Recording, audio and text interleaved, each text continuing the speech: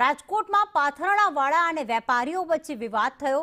લાખાજી રાજ road ઉપર વેપારીઓએ બંધ પાડ્યો છે। બપોરે 1 વાગ્યા સુધી તમામ દુકાનો આ વિરોધમાં બંધ રહેશે। પાથરણાવાળા પર દબાણ કરવાનો વેપારીઓએ આક્ષેપ કર્યો। પાથરણાવાળાઓનો કાયમી નિકાલ કરવા વેપારીઓની માંગ।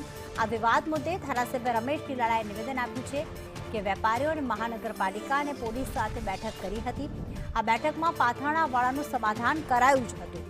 કોઈને અન્યાય ન થાય તેવી રીતે પ્રશ્ન દૂર કરવામાં આવશે।